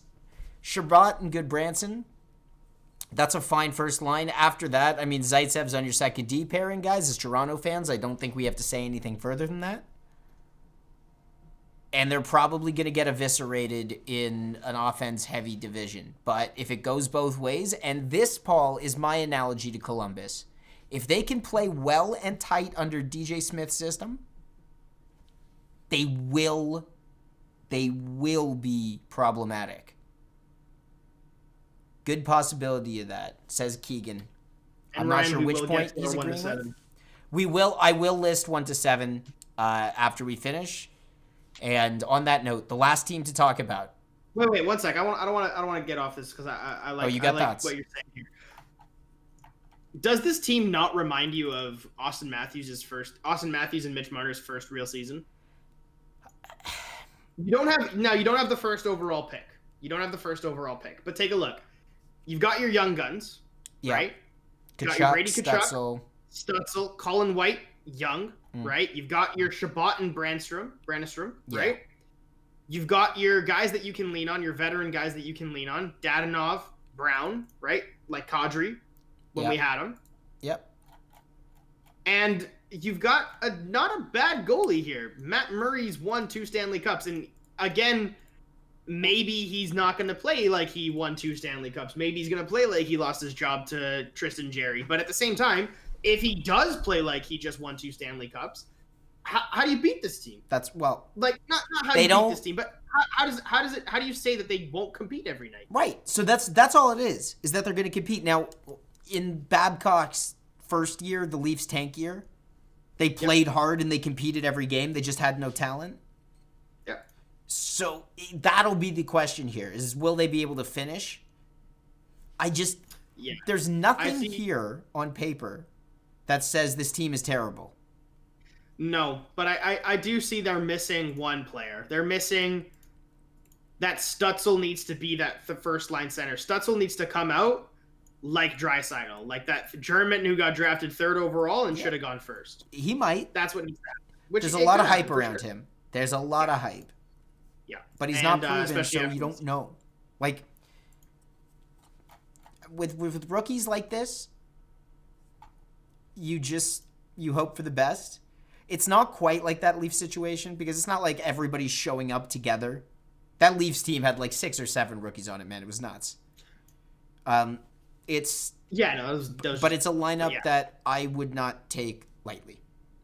That's sure. That. Okay, the Habs, the last team in the division. So Vancouver might disappoint. Edmonton might be soft outside of their main guys. Calgary could be tough. The Jets are going to live and die by Hellebuck. We don't know what we have out of Ottawa. They are going to be difficult to play against. And Montreal is probably the team putting more pressure on themselves than anybody else except for Toronto. Oh, yeah. They're feeling really good about where they were last year. They upset Pittsburgh. That gave them some confidence. But I'm going to put them in the same category as Vancouver and say that if there is any possibility that a team disappoints, it's probably going to be Montreal. So they've got good guys. They're taking the Leafs mentality, the prove it mentality, I think, of some vets that are looking to prove something. Tyler Toffoli. Paul Byron, I don't think was a new addition. No. Josh Anderson. There's a lot of good stuff that's going to happen on this team. They're looking to make an impact. But the headline stealers in the bubble were Nick Suzuki and Kotkaniemi. And so I feel like these are 2 young guys that are going to have the most pressure on them, and I don't feel good about it for Montreal. Philip Deneau is not your guy. That's who Daily Faceoff, by the way, has listed in their number 1 center spot. Yeah, I see. On a top line with Brendan Gallagher, who's getting up there, and Thomas Tatar, who's never been a first-line player. And so you're hoping that Nick Suzuki or Kotkaniemi is going to break through and carry the team. I just think this is an example of Montreal in a heavy market being set up for failure because the pressure is on so much. The defense actually looks good, like really good. Scary good. Like they've got a really good top 4. And they've got a nice young rookie in Romanov. So, Number 6. Right. And I feel okay with it. But if Suzuki struggles early, that's going to be a lot of pressure on him. And in a short season, I don't see how that's going to be positive. There's nobody jumping off the page with Montreal that makes me feel like they're going to be a significant threat. Really? Nick Suzuki being related to Patrice Bergeron every interview anybody does? He's young and there's a lot of pressure. Like, fair enough. There's a lot of margin for error with the Montreal Canadiens. That being said, just like with Ottawa and Matt Murray, or the Jets and Hellebuck, if Carey Price steps up, and if Carey Price is just going to play out of his mind for a couple months, then they'll be right there. But I'm not particularly afraid of Montreal. I could see some stuff going horribly wrong where Montreal finishes a lot lower in this division than we think they will. All right. Do you want to do your 7-1? Yeah, but okay. Before we actually go through this, because I know you all want to hear it, who do we think and where everyone's going to finish in this Canadian division, the Scotia North TM? I think it's important to say that I think any of these teams could legitimately be playoff teams. For sure. Circumstance is going to dictate everything. In any other season, in any other season, aside from Ottawa, which, yes, will put up a fight, I see 6 Canadian teams making the playoffs this year. In any other season. It could go the other way. Like, that's what we're saying. If you're right and Edmonton is thin, then every expectation we have is going to just, it'll fall short. All right, if I have to put numbers next to them. Let's go 7. The Calgary Flames win the division. You got to go from the bottom up. Right. I'm going to give you my bottom 3. Can I give you my bottom 3 and my top 4? Do I have to put them in order? Because picking in order is going to be ridiculous. I would love to. I'll put mine in order. Easy. Okay. But if you want to give your bottom 3 and your top 4, go ahead. Who makes the playoffs? Because I don't want to put them in order. I think it's dumb. It's a stupid exercise in trying to predict everybody's record. In every hockey season ever, there were things that happened that nobody could have seen coming. No, that's fine. Listen, so you don't want to show your hockey knowledge. That's completely fine. It's arbitrary. So here's what we're gonna do. The teams that are gonna be on the outside looking in. Montreal doesn't make the playoffs. Winnipeg does not make the playoffs. Ottawa doesn't make the playoffs, but they make it close.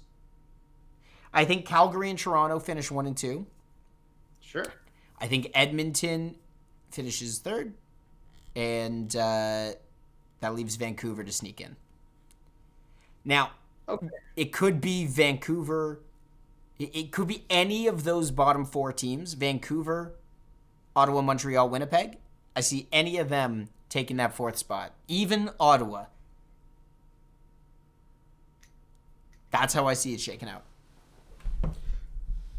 Caveman. Fair enough. Clearly, I don't think Ottawa is... I mean, it is a shortened season, so they could have a chance of coming out of the gate super hot and surprising everybody, yada, yada, yada. I don't know. I don't think Matt Murray is going to be able to carry this team. I don't think Brady Tkachuk is going to be playing out of his mind just yet. Stutzel did have a good World Juniors, but welcome to the big show, or the big stage, the main show. Like, you're not going to do what you did there. I see them coming in 7. Plain and simple. I don't think it's going to be close. 6, Winnipeg, again, on the back of Hellebuck. They'll live or die. And I don't see... Wait. Yeah.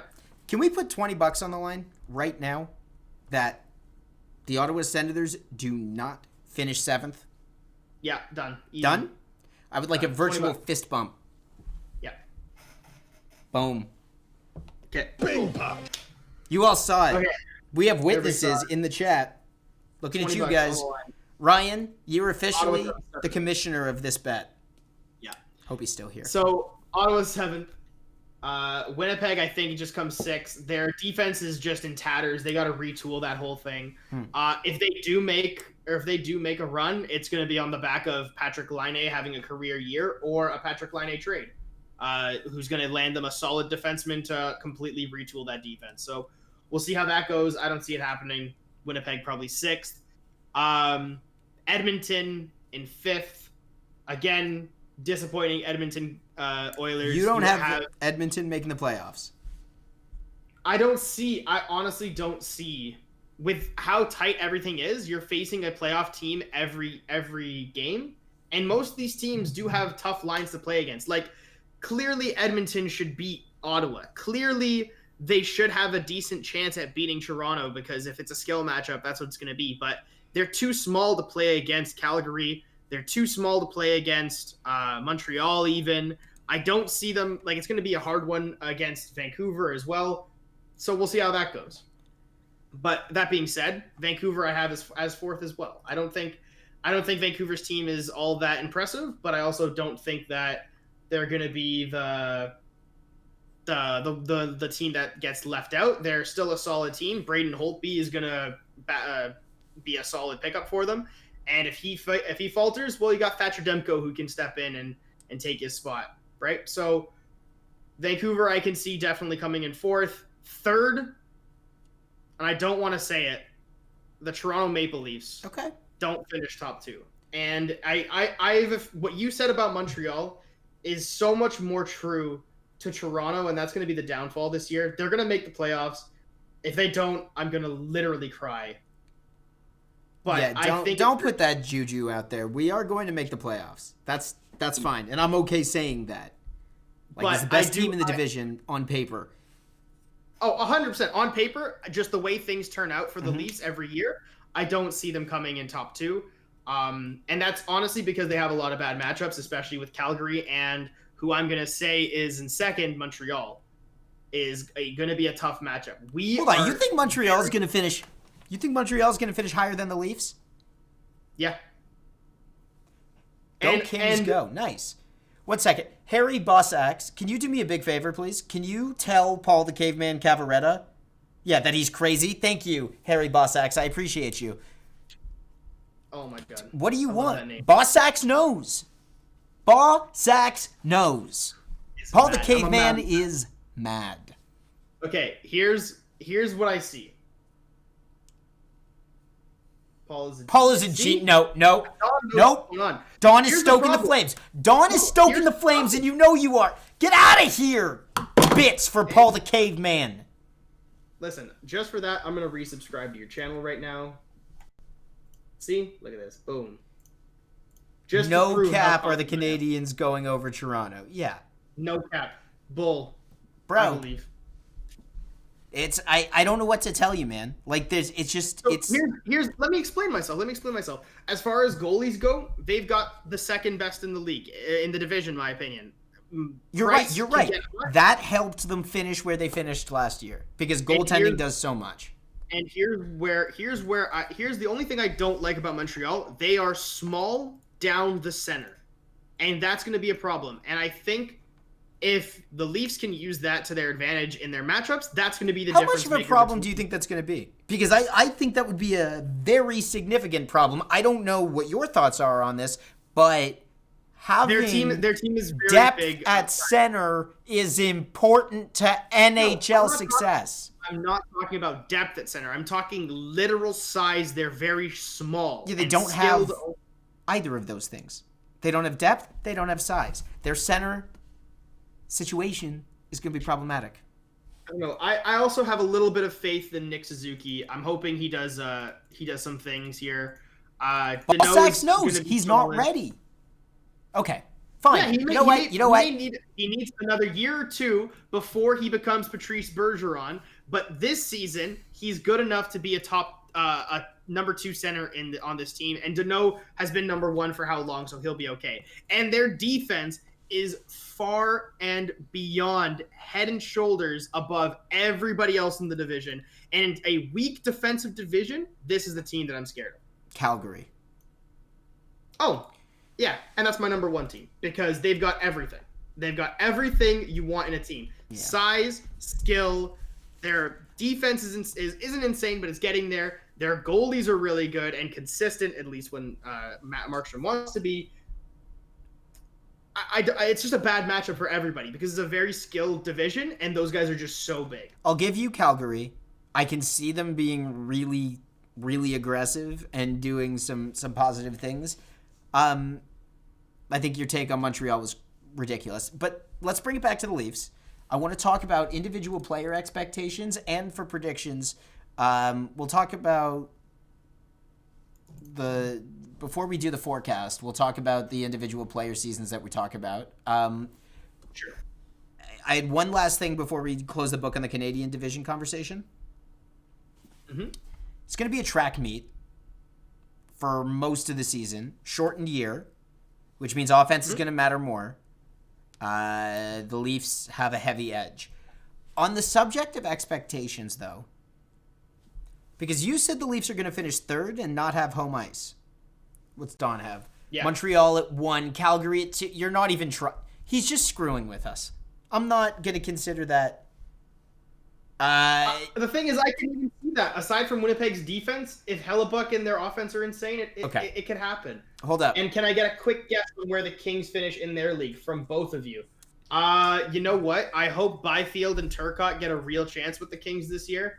Kopitar is going to have a good season because he can't have it as bad as last year. And Doughty's going to have a monster season. I don't know about their goaltending, but I do see them finishing 6th at best in their division. They've got a weak division too. I mean, they're up against San Jose and Anaheim, and if they both play bad again, I see the Kings being the best of those 3 teams. But I don't think they're playoff bound this year. Next year, when Byfield and Turcotte have a year under their belt, they might be dangerous. Very dangerous. The Honda West TM division, I'm not going to give you a number. I don't think I can, but I can put it to you this way. Arizona, Colorado, St. Louis, Vegas, Minnesota. Maybe not Minnesota, but that's 4, if not 5 teams that are all well-rounded and better rounded than the LA Kings. I would argue with the Coyotes. I think Coyotes and the Kings will be 5 and 6. Feel the thrill, bro. No, not in order. Not in order. I'm just, you missed it, Harry. I'm not trying to. I'm not going to guess what the records are going to be. I'm not going to sit here and say that they're going to be. Oh, they're probably going to finish with 60 points. I'm not doing that. Don't worry. I can tell you that there's probably 4 teams that are better than them that deserve to be there more. Maybe even 5. I think if you're a Kings fan this year, you should be rooting for them to be the best team in California. It's not a high bar, but it gives you something to shoot for. No, and no, I think you're pretty right. But honestly, Arizona is probably the team that they could beat, and Minnesota, we have to see how they're going to be. All right, Kings are going to surprise us. Quote me on it. Before the season starts, because I believe in that too. Before the season starts, expectations for players. So actually, I'm going to go back to the expectation slide. For individual players, and we're running a little lower on time, so let's not dally too hard. But William Nylander, Austin Matthews, do you have any heavy expectations for them? Are you worried about them at all? No. I think they both proved their worth last season, and it's not as much of an expectation. I think the expectations for them this season are, hey, you guys had a good season last year. Do it again. You know, you proved your contracts were worth it last year. If Nylander takes a slight step back and plays to what his contract actually is, because he did play above it last season, in my opinion.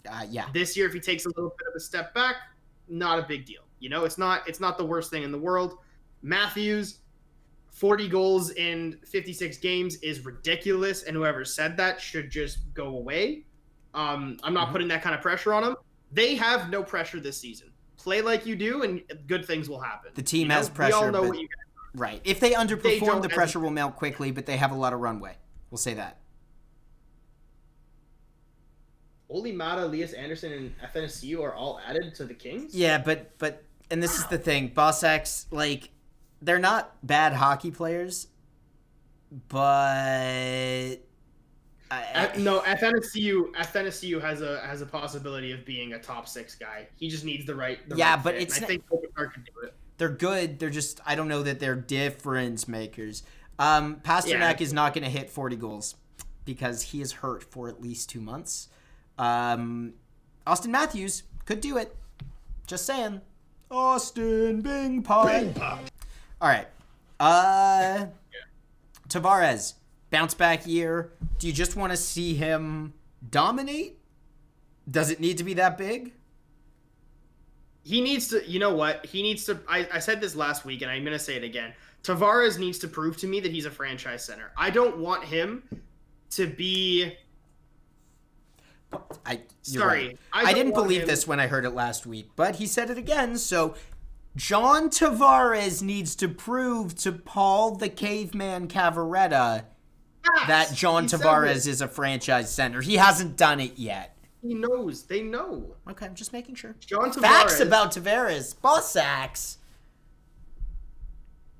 Anyways, Tavares needs to prove to me that he's a franchise center. I don't want this to be a Sidney Crosby, Evgeny Malkin. Sid is obviously better than Malkin. I want this to be 2 Sids, 2 Malkins. I don't care. Play as good as you want can. Draisaitl McDavid? Yeah, I don't want this. Yeah, not necessarily to that level, but I want them to be like the same in a sense. Like they both. What are these comments? Toronto overpaid for Absolutely. Tavares. We're not. This isn't 3 years ago. We're not hashing this out. What are your expectations for Tavares? Honestly, I think he needs to just look comfortable. He needs to be better than he was last year. He needs to score more goals than Nylander, at least. See, but that's arbitrary to me. Like, it doesn't matter who's going to score more. To me, it's and I don't mean this exactly. It's not an eye test thing, but it's slightly more towards the eye test than the numbers, either the fancy stats or the traditional ones. I don't care how many points John Tavares gets. I care about watching him play and saying, oh, he's dangerous. Like, you remember in the bubble, he played in those playoff games like a man on a mission, but he didn't score. I didn't care that he didn't score. We lost. I get it, but you're not pinning that on him. He played well. He was dangerous. He just couldn't finish. Fine, it's hockey. It's a little rubber bouncing puck. So if he plays well, 60, 70 points, I mean, it's more than a point per game. We're looking at 54. So even, he finishes at 55 points, I'm happy. He could finish at 50 points, but the Leafs finish on top of the division, I'm happy. So you know what? What about Marner? The other one who had a bad season, didn't play to his contract last year. I have big expectations for Marner. In a shortened season, I want 20 goals from Mitch Marner. That's a hot take. I don't think he's going to do it, or I'm not claiming that he's going to do it, but I want it. That's what I want to see. I want to see him actually live up to what he's saying about shooting more. If he says, I want to be a more dangerous shooter, I'm sick of hearing it from him. Let me see it. And I have a feeling he's going to. Really good news if you have Mitch Marner on your fantasy team. Points. All right. As far as Marner goes, I see him doing well. I expect him to do well. I need him to do well. And honestly, if he's not number 1 on the team in scoring, he has to be number 2. I talk about this in pure scoring stats just because, in my eyes, that's what he's getting paid for. That's what we pay him to do. We pay him to score points to win us games, And if the Leafs overall aren't a high-scoring team, that's fine, But you're getting paid the second or third most amount of money on the team, and you get mainly assists. You got to be up there, and you got to be doing your job. And his job, put up assists at least. Shouldn't be too hard when you have Matthews on your wing or on your center. You know what I mean? Mm-hmm. I feel you. I think we can both agree. Big expectations for Mitchie this year. Oh, for sure. Tavares is finishing more than a point per game. I would sincerely hope so. Yeah. But I'm not gonna.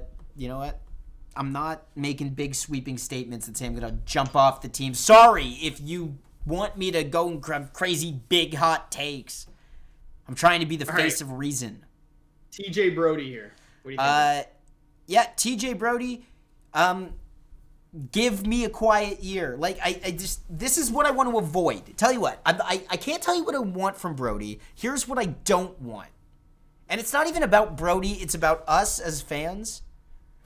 I want TJ Brody to be left the hell alone.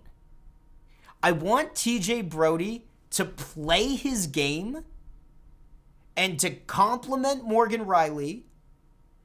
And a successful season from TJ Brody means Morgan Rielly looks good. Be the wingman. What I don't want is for him to look quiet but composed, and the entire Leafs nation says, what's he doing? He's not getting involved enough. It's just like another Ron Handsy. It's quiet. Just let it be quiet. That's what I want. I want everyone to at least give him a goddamn chance. I understand, short season. We got to move quickly. Not a whole lot of margin for error. Leave TJ alone. Facts. Okay, leave Brittany alone as well. Yeah. I don't have many expectations for Brody. Play your game. Be quiet. Don't stir anything up. That's it. Must be done. Rielly, go back to being Rielly. That's it. Just plain and simple. You were injured last season. Okay, no excuse this year. You're healthy. Mm-hmm. Play it. I feel it. Anderson and Campbell, you had something about this. Yeah, I mean, we were kind of touching on this earlier. It's the question of, will reliability from your backup actually cause a goalie controversy? And is a goalie controversy a good thing? I think it might be, in a sense of not Freddie playing poorly. Nobody wants that. Just if we're expecting things, we're expecting Freddie to be, I would say, steady. It's all about Jack Campbell. If Campbell plays good, plays well, then there's going to be pressure on Anderson, and I would hope that in a contract year, that makes him play better. I want both my goalies to play well. You want to know what my expectation is for this? Aside from fatigue and injury, knock on wood, I don't want to see Aaron Dell get a game. If we don't need him, keep him on the bench. Amen. I like that take. That is, Caveman, that has been your best take all day. Well, because it's true. It is a fact. They in a shortened season, unless someone gets hurt, whatever, pulled for a reason, whatever it is, unless these guys are both tired for all the back-to-backs, the triple back-to-backs, whatever it is, you know what? Aaron Dell sees one game this season. Okay. He sees two. What's going on here? All right. We've already, you're backing off the firmness of your take. You were like, okay. Caveman say Aaron Dell suck. I deserve a Bing pot. Did Caveman really Bing pot recently kick nicotine? Wow. Oh, I like That's so mean. Hey, Harry Bossax. We do this show every Monday. I would love you to be here always. And just poke the Caveman, please, as best you can. You're great. He's holding a pink highlighter because he's fidgety. I'm fidgety. I've been bouncing between a Gatorade cap and some transparent Post-it notes and a whole bunch of stuff. Keeps me, You're off on Mondays? Well, that deserves a big pot. All right. Some quick things, because we have to wrap this up. Let's go quick. We got to close right at 8 today. Who is going to have the biggest impact, Paul, between the new guys and the new guys in a sense of Barabanov, Lettinen, Vesey? I'm going with Jimmy Vesey. Ooh, I thought you were going to step up and say Lettinen. You know what? I think Lettinen is going to get his shot. But, hold up. Bing pop. That's a subscription from Harry Bossax. Thank you, sir. Bing pot. Welcome to the Leaf TV. For the record. Well, not the same one. I'm not going to give that level of fanfare to everybody who subs. But, like, one, that's not a Prime subscription. That's true. And, two, go Kings, go. Fuck yeah. I might just do a little Kings section, a Kings update every week. Just for Harry? Just for Harry? Yeah. Just prep it, but you can't do it unless we know for sure Harry's here. Oh, 100%. But as soon as we Ryan Starfire, big Kings fan. So make sure you guys get connected. Back on topic. Lettinen will get his shot, and I think he'll have an opportunity. However, Vesey is almost guaranteed to start with Tavares and Nylander, and I don't see him getting kicked off that line by anybody other than a Robertson. Maybe. And that might be injury dependent. Yeah, buddy. I'm going to go ahead and actually say that Barabanov is going to surprise us. Barabanov, basically, I feel like he's got the least pressure on him out of the three. So if we talk about how are we going to feel these guys are surprising, Barabanov gets out of that fourth line, does the Mikheyev stuff from last year, maybe plays alongside Mikheyev with Kerfoot in the middle if they're trying to move those lines around. Let's say they move Hyman back up. I could see us talking about Barabanov all year and really getting it stoked. Yeah, Barabanov could be the new Mikheyev. Same question. Which of the old guys, and I mean older guys, are going to make the biggest impact? Oh, snap! Harry Bossax! Throwing a gift sub to Starfire. That's sick. Hey, what a man. We may do some more NHL hits tomorrow on stream. We'll talk about that, but it is quite possible. So if you guys want to hang out and watch some NHL hits tomorrow night, I think we're going to bring it back. More on that later. Okay. Out of the old guys, Joe Thornton. Oh my God, I want to become famous by followers. Who's this? Oh, that's a bot. I'm going to block that dude. No, that's okay. The distractions are good. No, we love you. Don't worry about it. What is this guy's name? I'll love you. We got to ban him. Hey, Ryan, can I make you a mod?